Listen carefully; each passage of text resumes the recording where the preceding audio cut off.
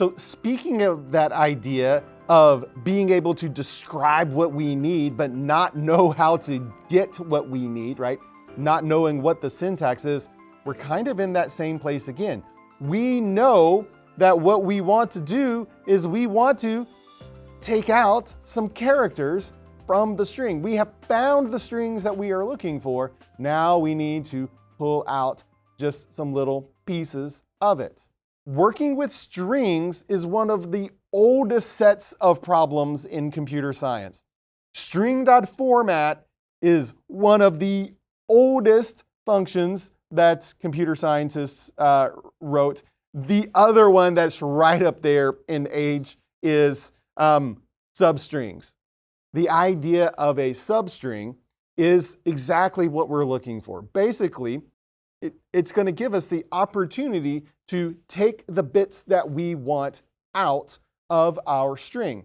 Let's pull up a slide. It's the opposite of concatenation.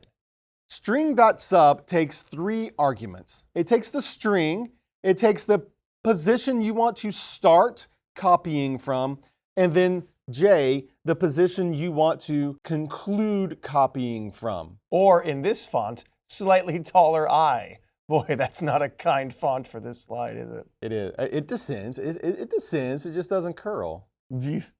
J is in brackets there because it is an optional argument. If you don't supply it, it's going to assume that you just want to copy to the end of the string.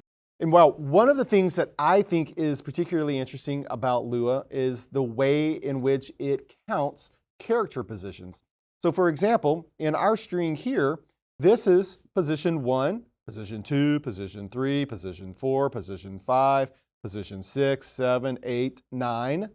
But also, Lua counts backwards. -1, -2, -3, -4, -5, -6, -7, -8, -9. And what that affords us is that there's several different ways to talk about the end of the string. You could actually, say, whatever that actual position number is. You could say, pound of the string or string.len of the string for the last character in the string. You also could just say -1. And in fact, I think over time, you'll become really comfortable with the idea of just saying, you know what? The first character is 1, the last character is -1, the second character is 2, the next to last character is -2, the third character is 3, and the next to last character is -3. Because that's a hard one. I don't know if we have one for next to last, but I digress. Let's look at an example. S equals the string bracket Lua class. And notice, if we do string.sub on the string S from position 2 to position 10, you get that center bit. You get Lua class. If you do string.sub from 2 to -2, you also get the exact same result. Because in this particular case, 10 and -2 actually mean the same thing. They mean the same thing. Similarly, if you just want to lob off the front, use 1 to 1. If you want the last character, use -1 to -1 is probably the most convenient way of doing that. And there actually is a meaningful little note at the bottom of this slide.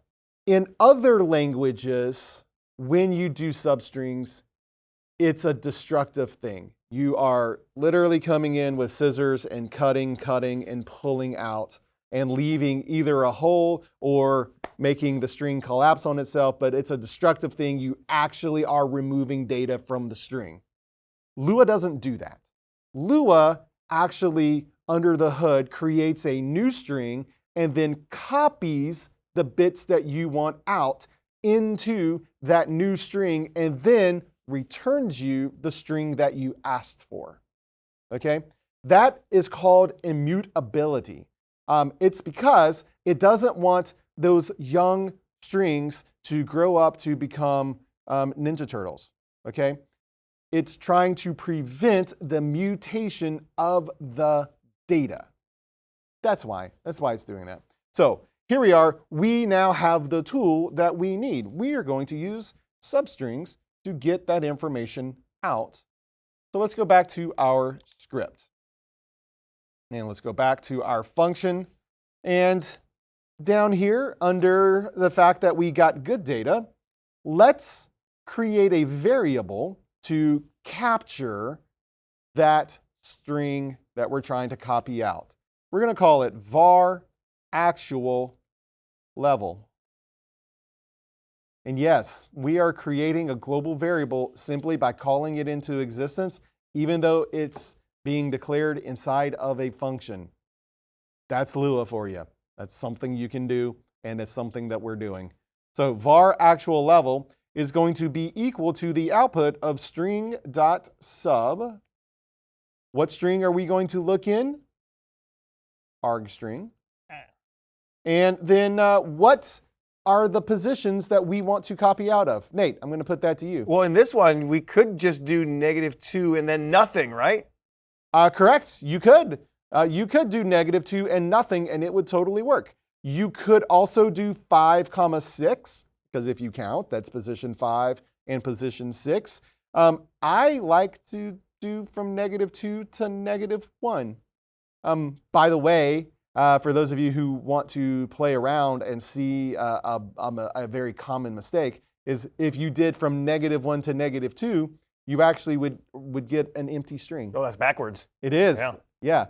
So what actually happens under the hood is Lua says, well, string.find means I got to return to you a string. I made a string, but you told me to do this, and I don't know how to do this. So here's your string, and it's just empty.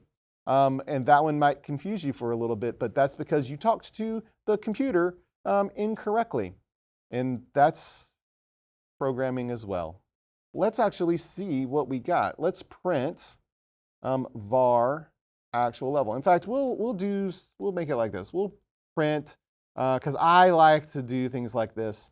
I like to tell me what function is actually talking to me. So func parse level is telling me that the var actual level is the following. It is var actual level. We're passing in var actual level. So clean that up. There we go. And let's hit save. And let's see what we get.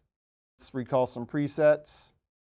So it looks like we sent set LVL :33. It then responded with LVL at 33. Func parse level said we got good data. It says the actual level is 33. Are we good? Are we good? We are good, though we are not complete. We are good, but we are not complete. We've got the information, but what are you going to do with it? How can I know that I'm not quite where I want to be? Well, man, that's a deep question. First of all, you can talk to your therapist about it. You can talk to your supervisors. A lot of things. Right. We made a plan. We know that we're going to have to do a conversion, but how can we prove to ourselves that we do, in fact, need to do that conversion? How would we know? What would be the one thing that would definitively tell us that we definitely need to do this conversion? Couldn't we print out the result of running the data type function on this? Would it tell us what it is, if it's a string or a number? I love that idea, dude. Right here, let's put it right here. Type of var actual level. There we are. And in fact, I'm going to make a little edit to mine because like I said, I really like to say things like received. I didn't do it earlier, and that's my bad. But I like having like actual little more helpful debugging information. So, all right, here we go. Let's hit save, and there is that. And let's adjust the level. And so there we are. Read what we got here. Func send command is set level to 32. We got LVL at 32. We got good data. And it told me the var actual level is 32 and that it is a string. So Nate actually had one of the very best answers, which was run it through the type function. The type function will tell you what the type of data is that you are working with. And that definitively tells us that we are in the wrong data type. There's one more way that if you know what you're looking at, will also definitively tell you that we are working with the wrong data type. If you recall preset 4, you will see that we sent the command for 0, 0, and that it got 0, 0, and that the level is 0, 0. The only way that the level can be 0, 0 is if you're looking at a string. So that's two very good ways for you to begin to develop intuition about what are the things that I'm working with. Okay, so there we are. So Nate, how do we fix this? How do we make this not be a string? We convert it. And how are we going to do that? We say to_number. The to_number function. Totally. Where should we do the to_number? After we printed it. So we know it's currently a string. Then we make a new variable. And we call this the number version of it. And that is equal to number of the thing we just got. I love it. Nate is writing perfectly good code. I mean, my variable names are a mess, but yeah. And what he's doing is completely fine.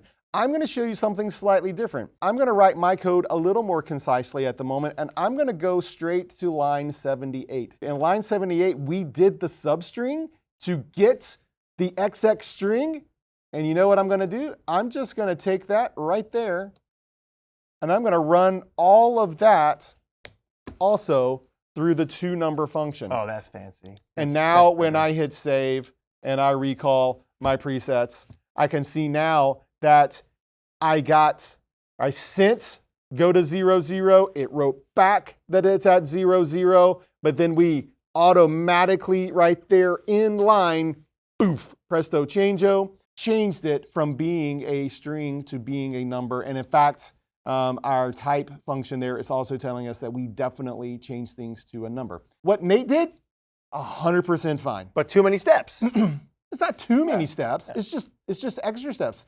It's not even any different steps than I did. And actually, we can have an argument here.